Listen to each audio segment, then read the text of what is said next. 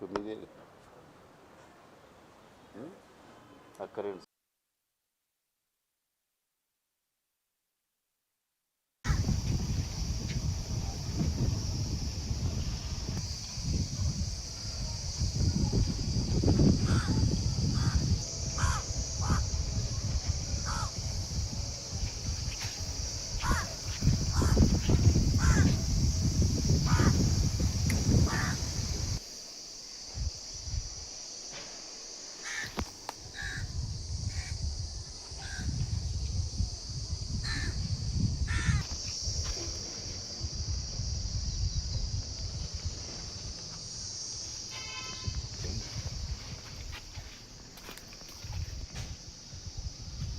Back side में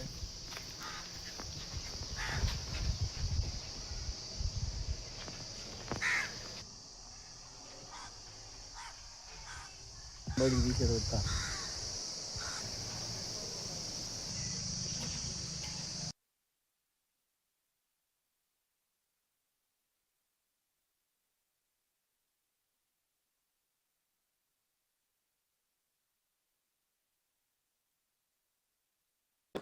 ఈ నెల 10వ తారీఖు 8వ నెల 2026 సంవత్సరం రాత్రి 7 గంటలప్పుడు వల్లూరులో ఒక కిడ్నాప్ ఇన్సిడెంట్ జరిగింది.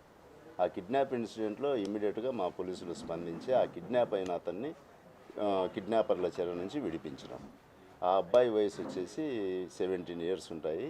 అతని పేరు సాయి ప్రణవ్. వాళ్ళ మదర్ పేరు వచ్చేసి భాగ్యలక్ష్మి. ఈమె భర్త చనిపోయి ఉంటాడు. ఈ కిడ్నాప్కు కారకులు వచ్చేసి 3 వ్యక్తులు. వాళ్ళు అందరిది వచ్చేసి చిత్తూరు జిల్లా.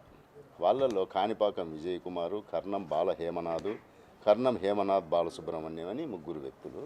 ఈ 3 వ్యక్తులు వాళ్ళు సూపర్ న్యాచురల్ పవర్స్ను నమ్ముతారు.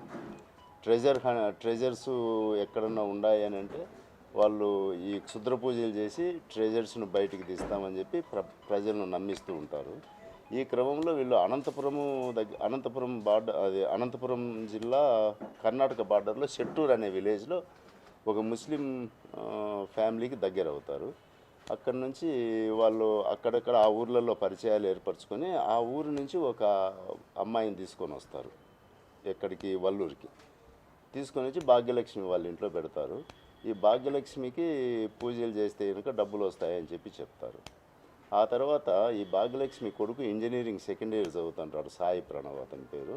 అతను ఇలాంటివన్నీ నమ్మడు. ఇవన్నీ కూడా అన్ని అబద్ధాలు, మూఢనమ్మకాలు అని చెప్పి వీళ్ళపైన తిరగబడతాడు. మా ఇంట్లో నుంచి వెళ్ళిపోండి అని చెప్పి. అప్పుడు ఇతను ఉంటే కనుక మనకి పూజలు చేయనీయడనే ఉద్దేశంతో ఆ అబ్బాయిని తీసుకొని వెళ్తారు.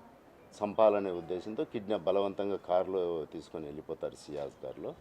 అది సమాచారం వెంటనే మా పోలీసులకు రావడము, ఎస్ఐ గారు, వల్లూరు ఎస్ఐ గారు ఇమ్మీడియట్గా స్పాట్కు చేరుకొని ఆ అబ్బాయిని కాపాడి ఆ ముద్దాయిలను అరెస్ట్ చేయడానికి వాళ్ళని వెంబడిస్తారు.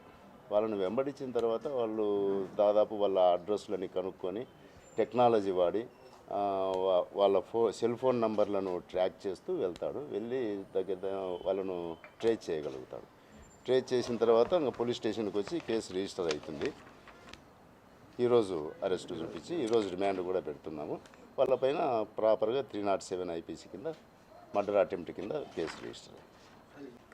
ఇంజనీర్ మదర్ వచ్చేసి ఆమె మూఢనమ్మకాలను నమ్ముతూ ఉంటుంది. ఈ అబ్బాయి ఆమెను ఎడ్యుకేట్ చేస్తాడు. తర్వాత నమ్మకుండా ఇవన్నీ ట్రాస్ అని చెప్పి వీళ్ళని బయటికి పొమ్మంటుంది.